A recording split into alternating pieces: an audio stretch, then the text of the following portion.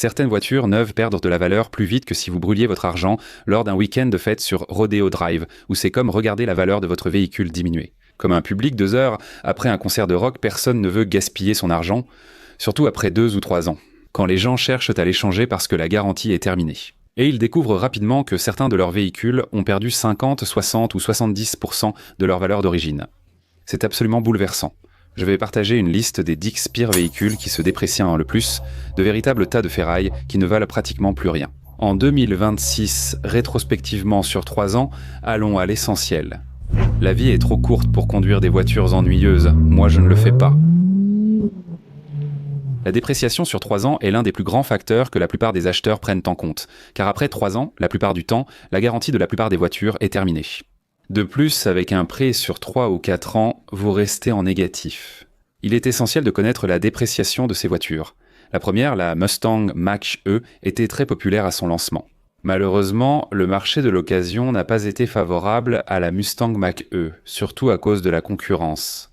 Elle concurrence directement la Tesla Model Kit-Van, leader des ventes ces dernières années.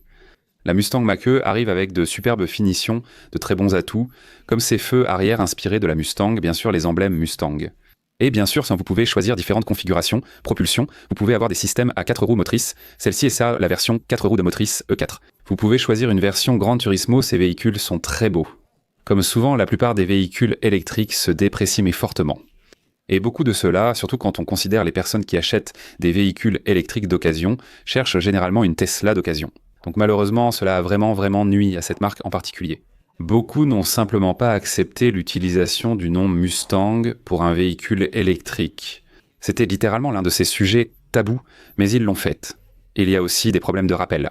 La fiabilité prévue n'est pas incroyable, avec des problèmes de verrouillage et bien sûr des soucis de batterie. Il y a aussi eu un problème avec certains toits ouvrants sur les premiers gros modèles, et quelques rappels ont touché la marque dans son ensemble. Cela implique une forte dépréciation, désavantageant le premier propriétaire, mais profitant grandement au second. En 3 ans, entre 2022 et 2025, la dépréciation moyenne est d'environ 46 à 13%, partie en fumée. Alors que le prix moyen neuf de ces véhicules est d'environ 52 945 $, le prix moyen d'occasion pour les modèles 2022 descend jusqu'à environ 28 523 $. Un bon ami à moi vient justement d'en acheter un tout neuf. Et c'est aussi révélateur car Ford propose des incitations très importantes sur ces modèles. Si la valeur des produits neufs baisse selon vous, que devient l'inventaire d'occasion?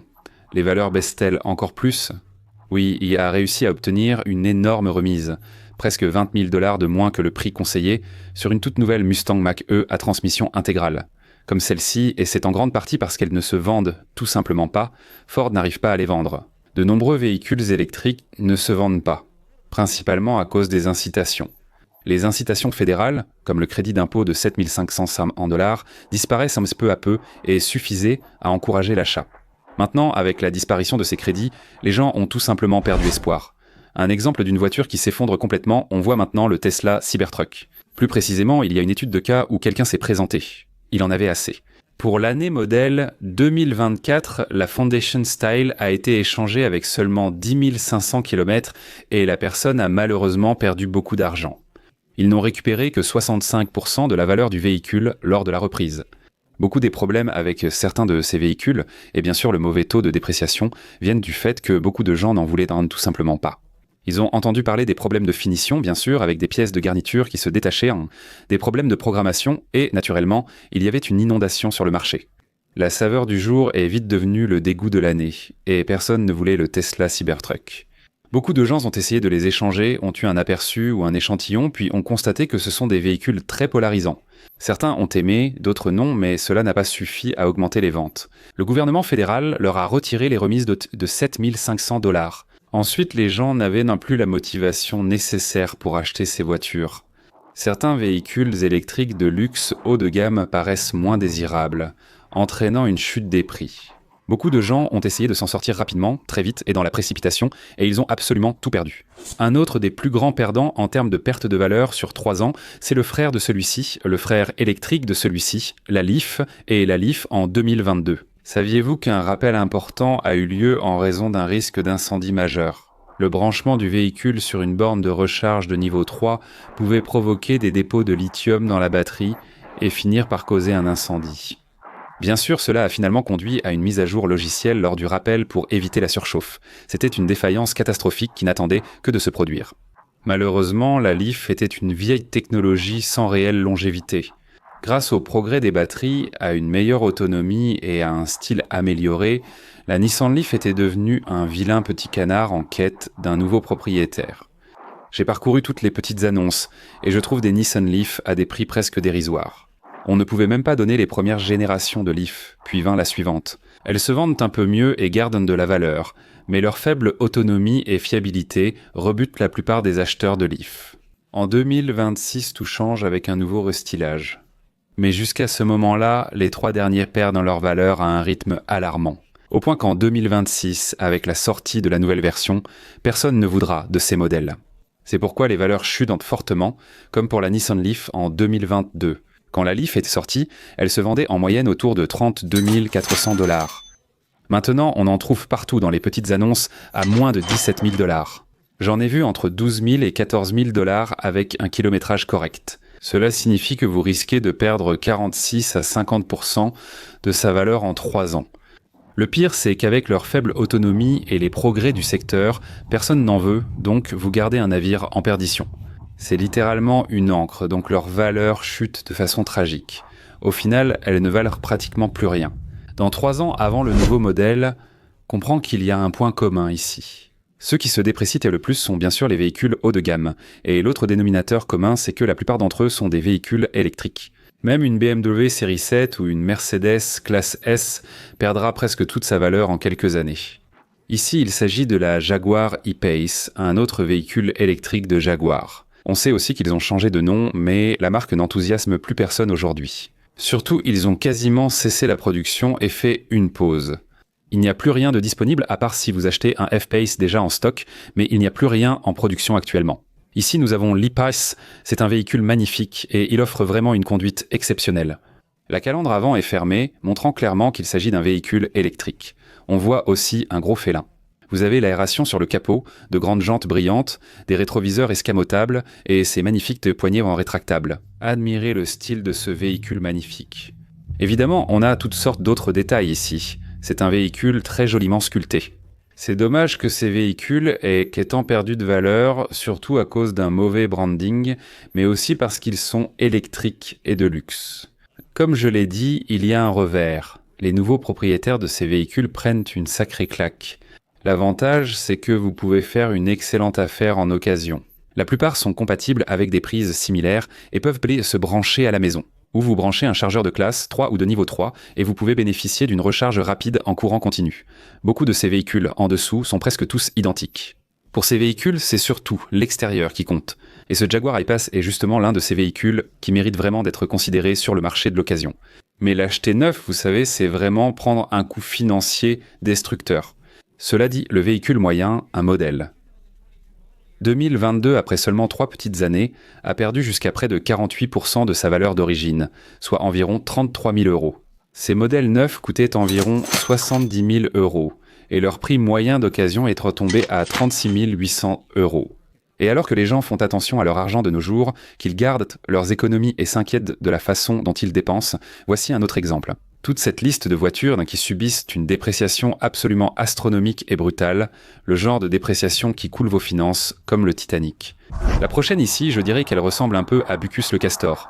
Beaucoup de gens les aiment, mais la plupart non. La revente de ces modèles n'a pas été particulièrement brillante. Votre grande dent de devant a clairement ouvert la voie à la nouvelle génération. Bien sûr, il y a les gros phares, un style étrange, et les jantes laser repliables. C'est la version M avec beaucoup de verre sur le toit, mais l'arrière est vraiment bestial et ce n'est pas une unité très belle. Comme vous le voyez, le X3 a été restylé pour simuler cette version. Voici la M6, la plus puissante. Vous avez ce plastique sophistiqué à grande déco bleue, signe d'électrique, des poignées et intérieurs étranges. Mais chez BMW, beaucoup de fidèles préfèrent le moteur à combustion. Certains essaient tant toujours du nouveau, mais ces produits en se vendent mal, voire pire. Et sur le marché de l'occasion, ces voitures neuves coûtent en moyenne 84 000 $, mais après 3 ans, leur prix peut tomber à 43 757 $. Même avec un indice de fiabilité de 79, c'est mieux que les Volkswagen et certains concurrents.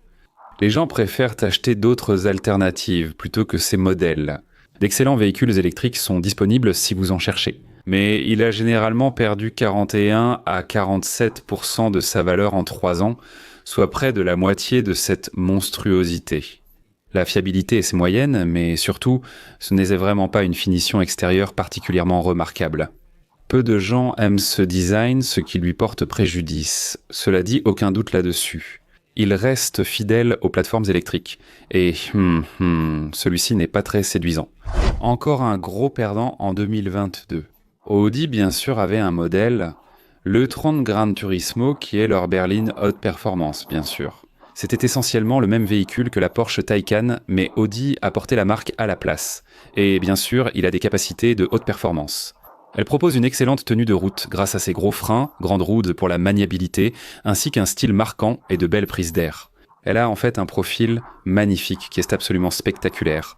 Le problème, c'est que beaucoup de ces véhicules ont été achetés avec de fortes incitations et remises pour les véhicules électriques. Peu de gens les achetaient, ou alors on les obtenait surtout grâce aux incitations. Les crédits d'impôts fédéraux ne s'appliqueraient pas toujours ici, mais Audi offrait souvent diverses incitations à l'achat. Excellent taux d'intérêt et réduction pour vendre ces véhicules. Bien sûr, vous avez de la fibre de carbone, vous avez les gros étriers, c'est un véhicule magnifique. Je veux dire, regardez ces larges hanches ici. Rétroviseur, carbone, grand toit vitré, aileron déployable ici, grand feu arrière LED, version Rennsport. Beaucoup de fibres de carbone. L'e-tron Gran Turismo est un véhicule magnifique, avec une forte présence. Elle se démarque comme jamais, possède un intérieur magnifique et c'est une voiture que j'ai souvent envisagé d'acheter moi-même. Voici quelques points qu'il faut absolument mentionner. Avec toutes ces grosses remises, les acheter neuves revient à jeter son argent par les fenêtres sans réfléchir. Mais les acheter d'occasion, même légèrement, représentent une énorme opportunité de bénéficier d'une remise importante. Le prix moyen neuf de ces modèles était d'environ 122 400 $. Mais sur le marché de l'occasion, au bout de 3 ans, le prix moyen descend jusqu'à environ 63 000 $. Et ce changement signifie que la valeur de dépréciation perdue en seulement 3 ans atteint jusqu'à 48,1% de dépréciation. Maintenant, Audi a eu quelques problèmes techniques, bien sûr, des problèmes de recharge de batterie, des soucis liés à la batterie, des bugs électroniques. Je veux dire, même celle-ci, le capot est ouvert. Pourquoi ? Parce qu'on essaie de résoudre certains problèmes avec ce véhicule.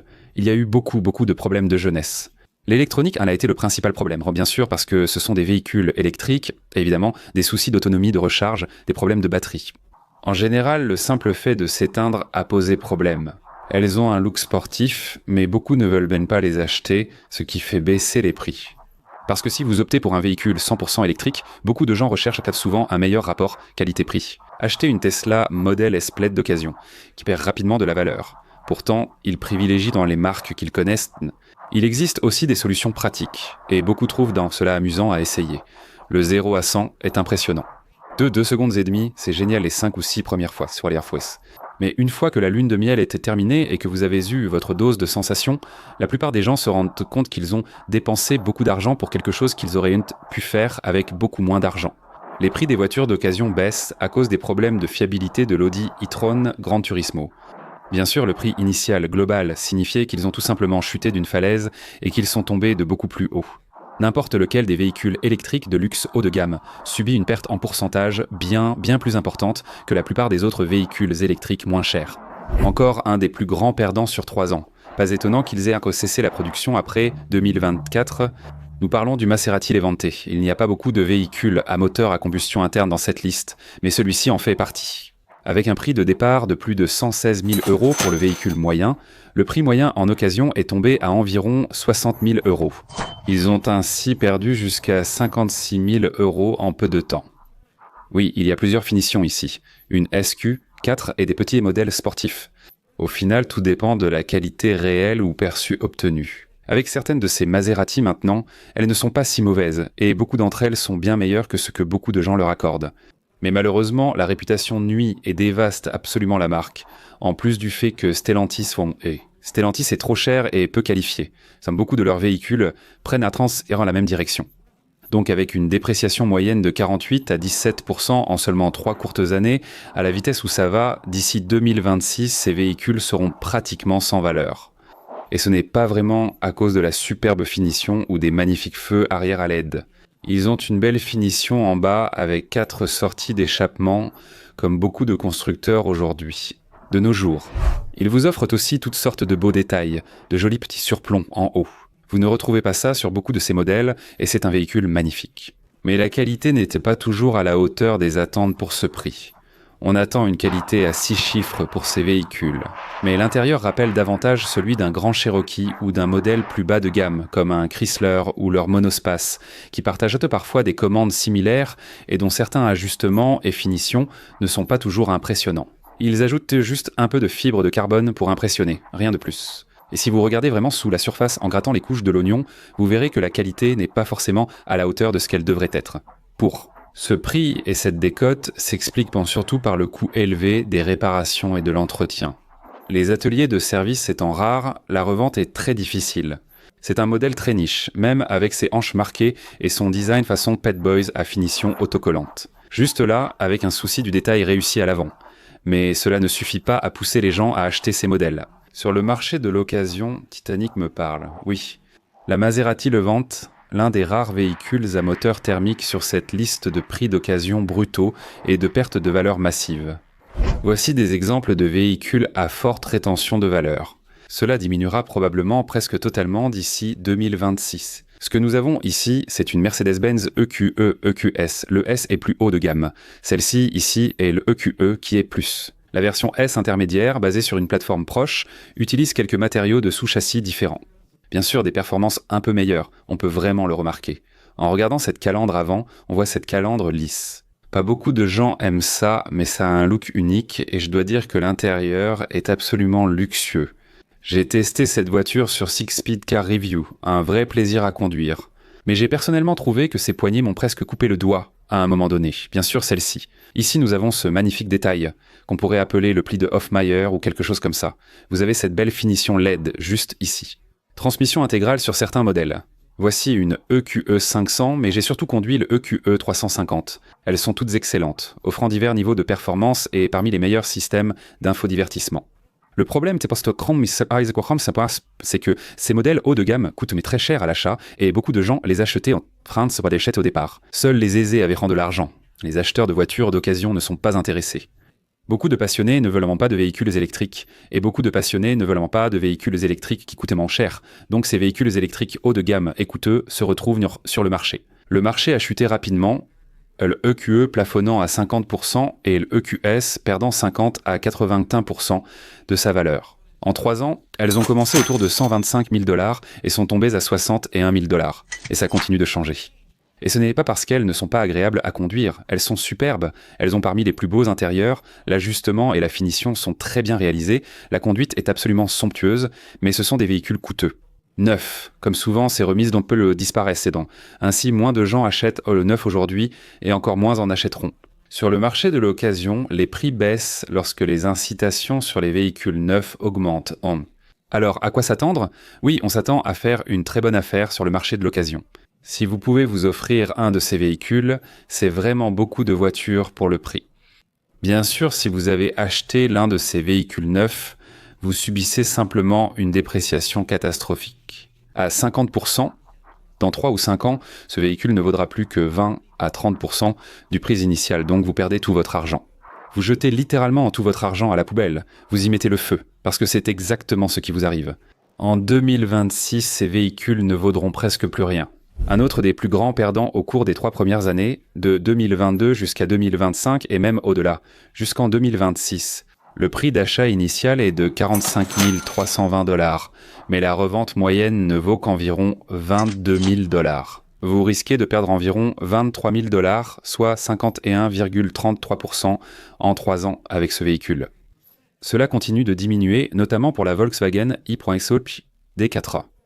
Oui, en d'autres termes, Volkswagen n'a pas été connu ni reconnu pour sa fiabilité. Et en fait, ils sont littéralement parmi les pires en termes de durabilité depuis quelques années. Et beaucoup de constructeurs font mieux qu'eux. Il y a aussi beaucoup d'excellentes options dans ce segment.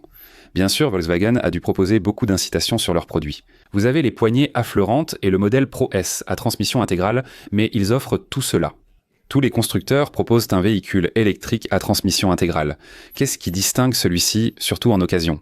Pourquoi les gens choisissent-ils des véhicules comme la Tesla? Eh bien, ils ont le meilleur réseau, le système de recharge, et bien sûr, ils sont déjà connus, ils existent depuis un certain temps, ils ont en quelque sorte fait leurs preuves, on sait à quoi s'attendre. Volkswagen rencontre des soucis de fiabilité depuis longtemps, notamment des problèmes électriques fréquents sur de nombreux modèles. Des problèmes ils ont touché les systèmes de verrouillage, de transmission et les toits ouvrants sur de nombreuses Volkswagen. Peu importe que vous achetiez un véhicule électrique ou une Volkswagen à moteur thermique, elle semble avoir de nombreux problèmes. Ainsi, la plupart subissent encore une forte dépréciation.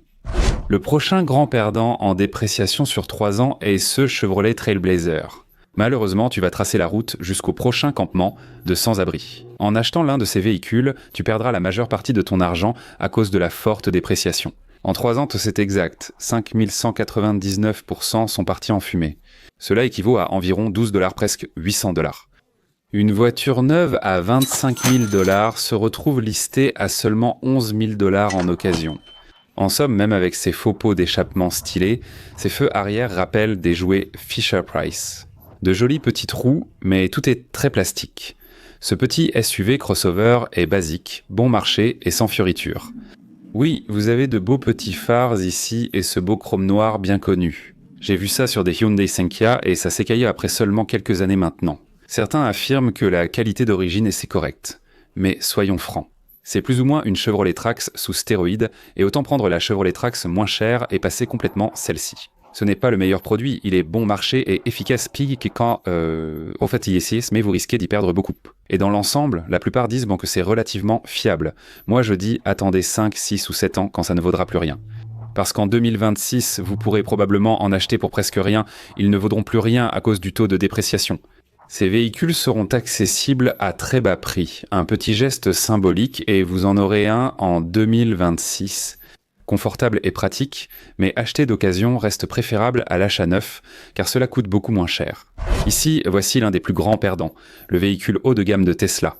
Leur modèle S risque malheureusement, en mode autonome, d'aller droit dans le ravin. Ces véhicules, initialement à $120 000, ont vu leur valeur fortement chuter à cause d'une grande dépréciation. Ce n'est pas qu'ils ne sont pas amusants ou rapides. La Tesla Model S Plaid dépasse 1000 chevaux et atteint 100 km/h en moins de 2 secondes. Pour un usage quotidien, la plupart admettent que ce niveau de performance coûte très cher et en sont conscients. Personne ne veut acheter ces véhicules d'occasion, même en troisième main. Ainsi, les prix chutent et 67%, soit les 2/3 de leur valeur, disparaissent, indiquant que ces véhicules figurent parmi les plus dépréciés au monde. Pour acquérir un véhicule haut de gamme comme la Tesla Model S, il faut en assumer le prix. Il faut payer pour jouer. Malheureusement, ceux-ci perdent beaucoup de valeur. À l'approche de 2026, notez que ces 3 ans impliquaient une perte importante de votre investissement initial. Et si vous aviez contracté d'énormes prêts, il y a de fortes chances maintenant que vous soyez en situation de valeur nette négative et que vous perdiez de l'argent à un rythme alarmant. Et avec tout cela dit, il y a une liste de certains des meilleurs modèles pour 2026 tout neuf. Beaucoup d'entre eux dont vous n'avez même jamais entendu parler. Ne gaspillez pas votre argent pour quoi que ce soit avant d'avoir vu ceci en premier. J'espère vous retrouver tous dans la prochaine vidéo. À bientôt tout le monde, au revoir.